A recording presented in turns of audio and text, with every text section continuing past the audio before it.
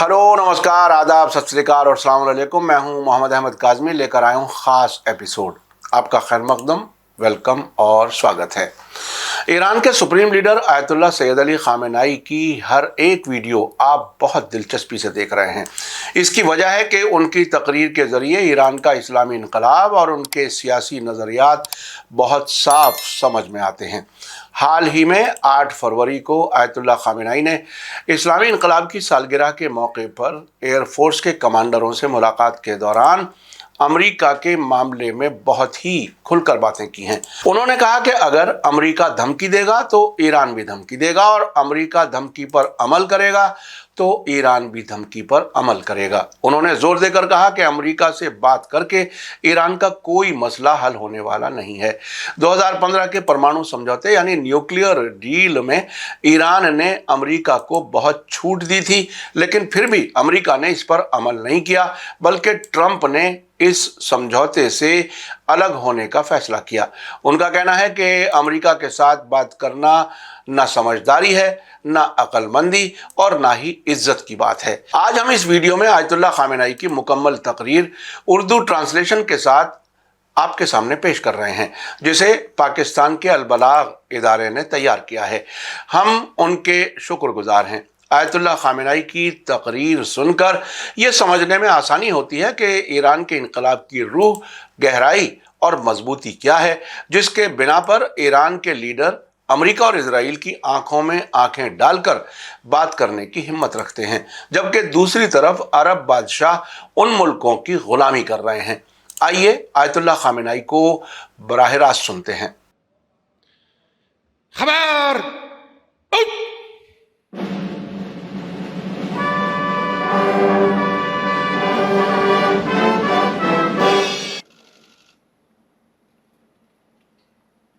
बिस्मिल्लाहिर्रहमानिर्रहीम। अल्हम्दुलिल्लाह रब्बिल आलमीन,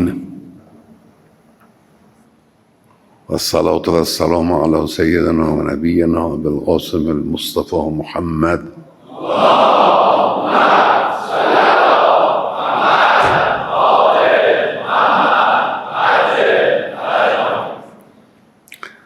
अला आलिहि अत्तय्यबीन अत्ताहिरीन अल मासूमीन सियमा बक़ियतुल्लाह फ़िल अर्ज़ीन। खैली खुश आमदीद। फ़िज़ाइया और एयर डिफेंस के बिरादरान अज़ीज़, आपको खुश आमदीद अर्ज़ करता हूँ। आज एक बार फिर 1979 की 19 बहमन मुताबिक 8 फरवरी की पुरशकू और मुबारक तारीख़ की याद ताज़ा हो गई। 8 फरवरी 1979 की सबसे बड़ी अहमियत यह है कि इस दिन वो परचम लहराया गया और वो बुनियाद रखी गई जिसने नई फ़ौज के बुनियादी खतूत का तयन कर दिया। इस्लामी जमहूरिया ईरान की फ़ौज ने दर हकीकत उन्हीं खतूत पर कदम बढ़ाया जिन पर चलकर उस दिन फ़िज़ाइया के जवान अलवी कॉलेज में आए और शुजाअत व बहादुरी की वो मिसाली दास्तान रकम की। उस तारीख को दर हकीकत नई ईरानी फ़ौज की तासीस की तारीख के नाम से जानना चाहिए। ये कहा जा सकता है कि वो आमिल जो मुतअद्दिद अफराद और मुमताज़ शख्सियात को फ़ौज के अंदर से इनक़लाब इस्लामी के मैदान में लाया, 1979 की 8 फरवरी का फ़िज़ाइया के नौजवानों का यही इक़दाम था। फ़ौज में मामूली अफसरान से लेकर सीनियर अफसरान तक ऐसे अफराद थे जिनके दिल अवाम के साथ थे, इनक़लाब इस्लामी के साथ थे, लेकिन फ़ौज में उनके अंदर इसको ज़ाहिर करने की ताकत नहीं थी। वो आमिल जो इस आला सतह पर उन्हें इनक़लाबियों के दरमियान लाया, यही दिलेराना इक़दाम था। शहीद नामजू, शहीद सैयाद, शहीद बाबाई, शहीद सत्तारी, शहीद कुलाहदूज, शहीद फल्लाही और दीगर अफराद अजीम शहदा जो इस्लामी जमहूरिया ईरान के नामवर शहदा में शुमार होते हैं, ये सब फ़ौज से उठे, लोगों की निगाहों में आए और दिलेरी और शुजाअत की मिसाल बन गए। वो आमिल जो इन्हें इस तरह इनक़लाब इस्लामी के मैदान में लाया, اسلامی انقلاب کی کامیابی سے 3 دن پہلے کا یہی دلیرانہ اقدام تھا۔ یہ جوان، فضائیہ کے جوان، اسلامی انقلاب کی کامیابی سے 3 دن پہلے خطرات کے درمیان آئے اور یہ کارنامہ انجام دیا۔ وہ کون سی خصوصیت ہے جس پر میں ہمیشہ زور دیتا ہوں؟ اگرچہ اس اقدام میں چند خصوصیات پائی جاتی تھیں، ان میں سے ایک اس اقدام کا شجاعانہ پہلو تھا۔ شجاعت بہت اہم ہے۔ یہ بات کہ کسی میں یہ جرأت اور ہمت ہو کہ وہ دشوار میدان میں وارد ہو، داخل ہو جائے، یہ بہت اہم بات ہے۔ یہ اقدام شجاعانہ تھا۔ اس دن کوئی نہیں جانتا تھا کہ 3 دن بعد نظام حکومت سقوط کر جائے گا، پہلوی حکومت گر جائے گی۔ کوئی نہیں جانتا تھا۔ ممکن تھا کہ ان سب کو سزائے موت سنا دی جاتی۔ انہوں نے واقعی حقیقی معنی میں شجاعت دکھائی۔ ایک اور خصوصیت اس اقدام کی بروقت انجام دہی تھی۔ بعض اقدامات بہت اچھے ہوتے ہیں، شجاعت ہوتی ہے، لیکن بروقت انجام نہیں دیے جاتے۔ جیسے شہادت حضرت سید الشہداء امام حسین علیہ السلام کے چند سال بعد کوفہ میں توابین کی تحریک تھی۔ یہ تحریک اچھی تھی لیکن بروقت نہیں تھی۔ جس دن ان کو آنا چاہیے تھا اور امام حسین علیہ السلام کا ساتھ دینا چاہیے تھا، اس دن وہ نہیں آئے۔ بعد میں پشیمان ہوئے اور آئے، اقدام کیا اور سب کے سب مارے گئے۔ ان کا میدان بہت سخت تھا، لیکن اب کیا فائدہ تھا؟ وقت پر آنا چاہیے تھا، اقدام بروقت ہونا چاہیے۔ ان جوانوں کا اقدام بروقت تھا، ٹھیک اپنے وقت پر تھا۔ یہ باتیں جو میں کر رہا ہوں، یہ صرف اس لیے نہیں ہے کہ ایک گروہ کی تعریف کرنا مقصود ہے، بلکہ اس لیے ہے کہ ہمیں آج بھی ان کی ضرورت ہے۔ اس اقدام کی ایک اور خصوصیت جو بہت اہم ہے، وہ اس اقدام کا سوچ سمجھ کر انجام دینا اور اس کا عاقلانہ پہلو تھا۔ یہ سوچا سمجھا اقدام تھا۔ انہوں نے بیٹھ کر سوچا، غور و فکر کیا اور اس پر عمل کیا۔ اقدام کی نوعیت بتاتی ہے کہ اس اقدام کا فیصلہ آنن فانن نہیں کیا گیا تھا، اس پر غور کیا گیا تھا، کام کیا گیا تھا، سوچا گیا تھا۔ معلوم تھا، ہم اس کے شاہد تھے، سمجھتے تھے کہ ان لوگوں نے بیٹھ کر حساب کتاب کیا ہے، منصوبہ بندی کی۔ انقلابی اقدام کے لیے اس کی ضرورت ہوتی ہے۔ بعض لوگ سمجھتے ہیں کہ انقلابی اقدام بغیر سوچے سمجھے ہو جاتا ہے یا ہوتا ہے، عاقلانہ امور کے برعکس ہوتا ہے۔ یہ سوچ غلط ہے۔ انقلابی اقدام کے لیے ہر اقدام سے زیادہ غور و فکر اور عقل سے کام لینے کی ضرورت ہوتی ہے۔ ایک خصوصیت اس اقدام کی یہ بھی ہے۔ ایک اور خصوصیت یہ تھی کہ انہوں نے دشمن کی غفلت سے فائدہ اٹھایا۔ یعنی اگر اس وقت کا کاؤنٹر انٹیلیجنس اور شاہی فوج کے اعلیٰ ترین سطح کے کمانڈر یہ گمان کرتے کہ فوج کے اندر انقلاب اسلامی کی حمایت میں کوئی اقدام اٹھایا جا سکتا ہے، تو ان کے ذہن میں فضائیہ کا خیال سب سے آخر میں تھا، کیونکہ فضائیہ کا خیال وہ زیادہ رکھتے تھے۔ ان کے اقدام کے بارے میں وہ سوچ بھی نہیں سکتے تھے۔ فَآتَاهُمُ اللَّهُ مِنْ حَيْثُ لَمْ يَحْتَسِبُوا، ان پر وہیں سے وار لگا جس کے بارے میں انہیں گمان بھی نہیں تھا۔ ان برادران نے، اس زمانے کے ان جوانوں نے دشمن کی غفلت سے فائدہ اٹھایا اور یہ عظیم کارنامہ انجام دیا۔ میرے خیال میں اس اقدام نے فوج کو تشخص دیا۔ اس حکومت کے دور میں مجموعی صورتحال یہ تھی کہ ایرانی فوج کا نام امریکی فوجی مشینری کے ذیل میں لیا جاتا تھا۔ اس کا اپنا مستقل کوئی وجود نہیں تھا۔ اس کی ساخت امریکی تھی، اس کے اسلحے امریکی تھے، یہاں تک کہ اسلحے تک دسترسی کے لیے امریکہ کی اجازت ضروری تھی۔ یعنی F-14 انہوں نے دیا تھا، لیکن اس F-14 طیارے سے کہاں کام لیا جائے اس کی اجازت امریکہ دیتا تھا۔ مثال کے طور پر پیش رفتہ نوعیت کے ہوائی جہاز کی تعمیر کہاں ہو، اس کے پرزے کہاں بدلے جائیں، یہ امور ایرانی ٹیکنیکل اسٹاف کے اختیار میں نہیں تھا۔ میں نے بارہا اس جلسے میں کہا ہے کہ خراب ہو جانے والے پرزے ہوائی جہاز میں رکھ کے امریکہ لے جاتے تھے اور نئے پرزوں سے انہیں بدلتے تھے اور پھر ایران لاتے تھے۔ اس بات کی اجازت نہیں دیتے تھے کہ کوئی پرزہ یہاں بدلا جائے، یعنی در حقیقت فوج امریکی فوج کا ذیلی شعبہ تھی، امریکی فوجی سسٹم کے ذیل میں تھی۔ اہم عہدوں پر امریکی تھے، اسلحے امریکی تھے، ٹریننگ سینٹرز امریکی تھے، اس فوج کا استعمال امریکی تھا، یہاں تک کہ ملک کے بڑے عہدیداروں سے بھی کوئی اجازت نہیں لیتے تھے۔ شاہ ایران کو بتاتے بھی نہیں تھے کہ ہم فوج کے اس حصے کو لے گئے اور اس سے یہ کام لیا، لہذا فوج کی پوزیشن اس وقت یہ تھی۔ 1964 کی تقریر میں کیپٹلائزیشن پر امام خمینی رضوان اللہ تعالیٰ علیہ نے جو اعتراضات کیے تھے ان میں ایک یہ بھی تھا کہ فوج کی توہین کی جاتی ہے، یعنی واقعی کیپٹلائزیشن اس طرح سے تھا۔ کیپٹلائزیشن کا مطلب یہ تھا جب کوئی حکومت اور ملک کسی دوسرے ملک کے ساتھ کیپٹلائزیشن معاہدے پر دستخط کرتا تھا تو اس کا مطلب یہ ہوتا تھا کہ اگر اس حکومت کا کوئی فرد، فوجی یا شخصیت اس ملک میں کسی جرم کا ارتکاب کرے گا تو اس پر اس ملک میں مقدمہ نہیں چل سکتا۔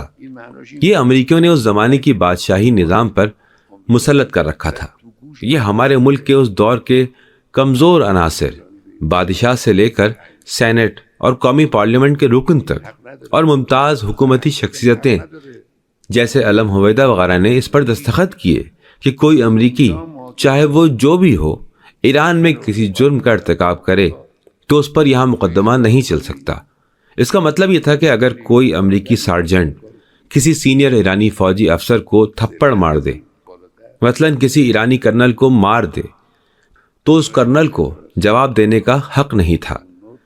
یہی نہیں بلکہ اس سارجنٹ پر یہاں مقدمہ بھی نہیں چل سکتا تھا۔ اس کے لیے ضروری تھا کہ اس کو امریکہ لے جائیں اور وہاں تحقیق کریں کہ اس نے برا کام کیا یا اچھا کام کیا۔ اس سے بڑی ذلت کچھ اور ہو سکتی ہے؟ اس پر امام خمینی رحمۃ اللہ علیہ نے اعتراض کیا۔ امام خمینی نے اس تقریر میں ایرانی فوج، حکومت ایران اور ملک ایران پر امریکہ کی اس ذلت آمیز تسلط پر اعتراض کیا۔ اس نے فوج کو تشخص دیا، فوج نے بھی اپنی صلاحیت اور توانائی ثابت کر دی اور ایک مستقل اور سرفراز فوج بن گئی۔ اتفاق سے دفاع مقدس کا موقع آیا اور فوج دفاع مقدس کی اگلی صفوں میں پہنچ گئی۔ اس فوج نے شہید دیے، مجاہدت کی، فعالیت کی۔ میں نے اپنی تقریروں میں اس سلسلے میں بہت سے واقعات نقل کیے ہیں۔ آج سیاد، بابائی، ستاری اور ان کے جیسے ہزاروں درخشاں ستارے ہمارے ملک کی تاریخ میں چمک رہے ہیں۔ یہ ممتاز ہستیاں ہیں۔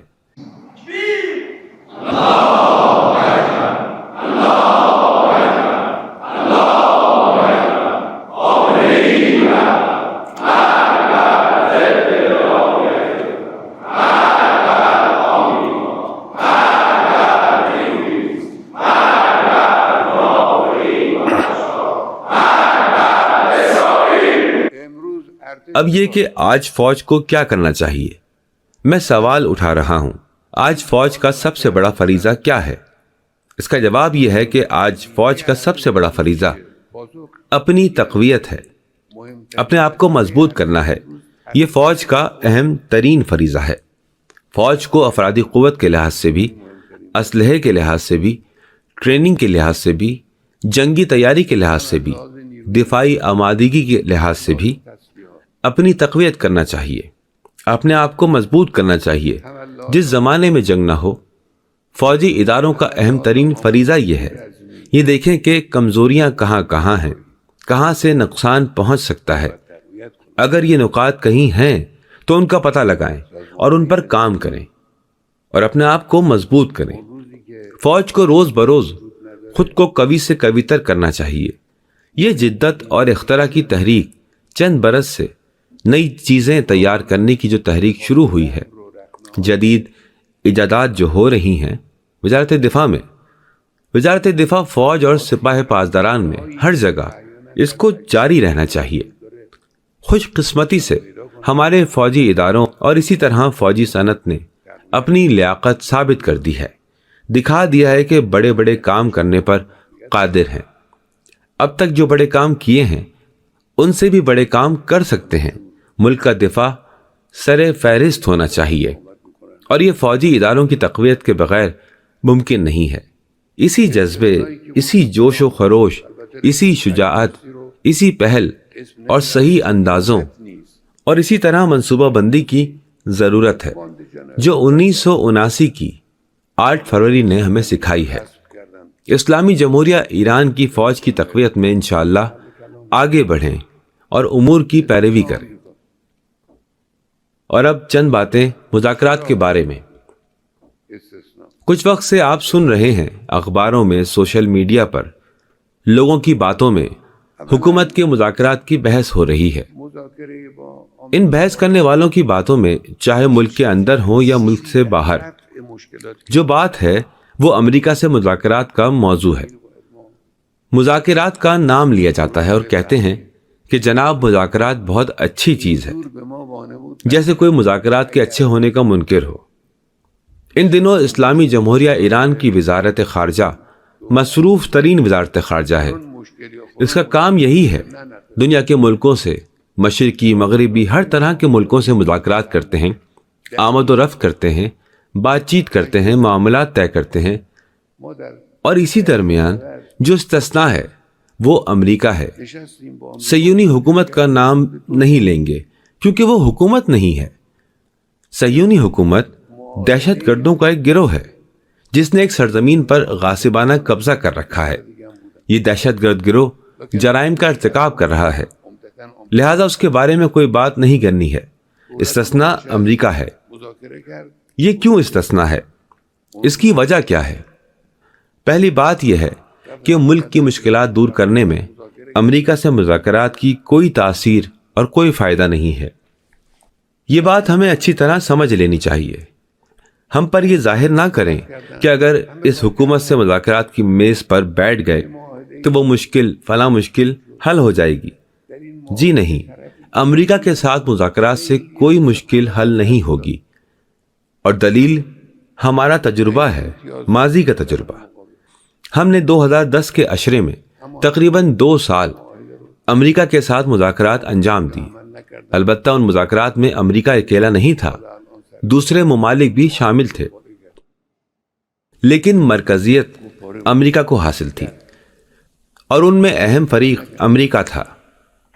اس وقت کی ہماری حکومت نے مذاکرات کیے، گئے آئے، نشست و برخاست کی، مذاکرات کیے، گفتگو کی، ایک ساتھ ہنسے، ہاتھ ملایا، دوستی کی، ہر کام کیا، ایک معاہدہ بھی ہوا۔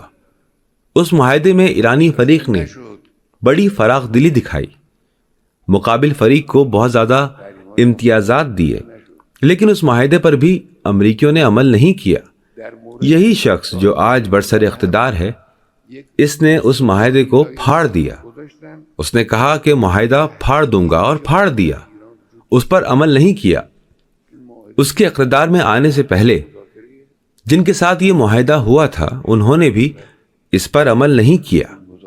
معاہدہ اس لیے تھا کہ امریکی پابندیاں اٹھا لی جائیں، لیکن امریکی پابندیاں ختم نہیں ہوئیں۔ اقوام متحدہ کے تعلق سے بھی زخم میں ایک ایسی ہڈی چھوڑ دی جو ایران کے سر پر ہمیشہ خطرہ بن کر منڈلاتی رہے۔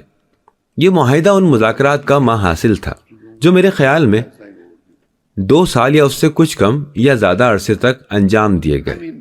لہذا یہ تجربہ ہے، اس تجربے سے کام لیں۔ ہم نے مذاکرات کیے، مراعات دیں، پیچھے ہٹے، عقب نشینی کی، لیکن نتیجے میں اپنا مقصود حاصل نہیں کر سکے۔ اسی معاہدے کو جس میں اتنے نقائص تھے، مقابل فریق نے یکدم ختم کر دیا، اس کی خلاف ورزی کی اور اسے پھاڑ دیا۔ ایسی حکومت سے مذاکرات نہیں کرنا چاہیے۔ مذاکرات کرنا عاقلانہ نہیں ہے، دانش مندانہ نہیں ہے، شرافت مندانہ نہیں ہے۔ ملک کے اندر مشکلات ہیں، کوئی مشکلات کے وجود کا منکر نہیں ہے۔ عوام کی معیشت میں بہت زیادہ مشکلات ہیں، عوام کے اکثر طبقات مصیبت میں ہیں، مشکلات میں ہیں، لیکن وہ عامل جو ان مشکلات کو برطرف کر سکتا ہے وہ عامل اندرونی عامل ہے۔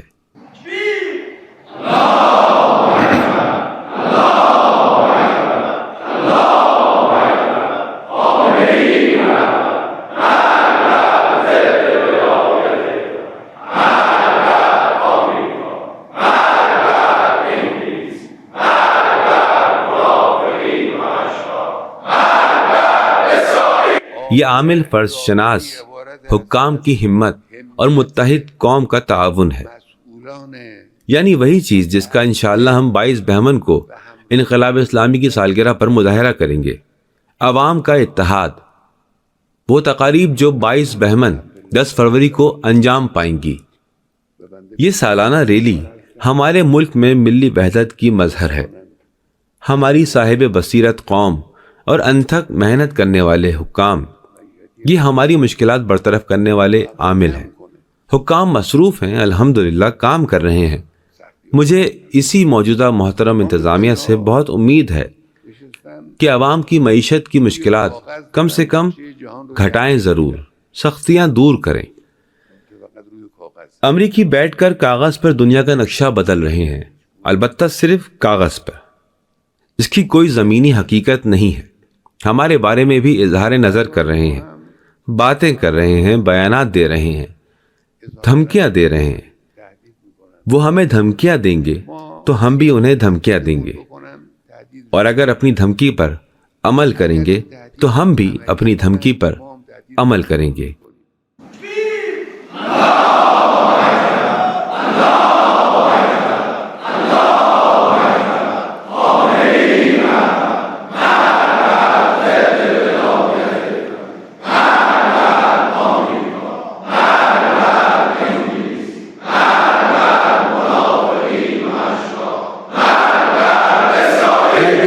اگر ہماری قوم کی سلامتی پر حملہ کریں گے تو ہم بھی ان کی سلامتی پر حملہ کریں گے، اس میں کوئی دو رائے نہیں ہے۔ یہ دقیق اور دو ٹوک بات ہے۔ یہ طرز عمل قرآن اور اسلام کے حکم سے ماخوذ ہے، اور یہ فریضہ ہے جو ہمارے ذمے ہے۔ امید ہے کہ خداوند عالم ہمیں اپنے فرائض کی انجام دہی میں کامیابی عطا فرمائے۔ السلام علیکم ورحمۃ اللہ وبرکاتہ۔ خبر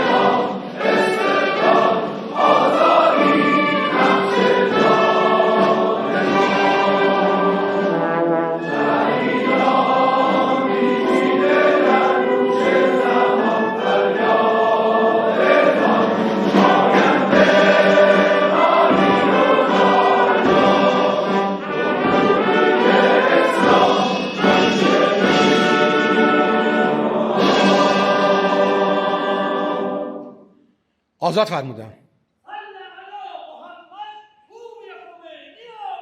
صلی علی محمد روی خمینی آمد. آپ کو میڈیا اسٹار ورلڈ کی یہ پیشکش کیسی لگی کمنٹس میں ضرور لکھیں۔ اسی کے ساتھ مجھے دیجیے اجازت۔ تھینک یو، دھنیہ شکریہ، جے بھارت، جے ہند۔ میڈیا اسٹار ورلڈ کے اور ویڈیو دیکھنے کے لیے ہمارے چینل کو سبسکرائب کریں اور سیدھے نوٹیفیکیشن پانے کے لیے بیل آئیکن دبائیں، اور اگر ہماری خبر سچی اور اچھی لگے تو اپنے واٹس ایپ، انسٹاگرام، فیس بک اور ٹویٹر اکاؤنٹ پر ضرور شیئر کریں۔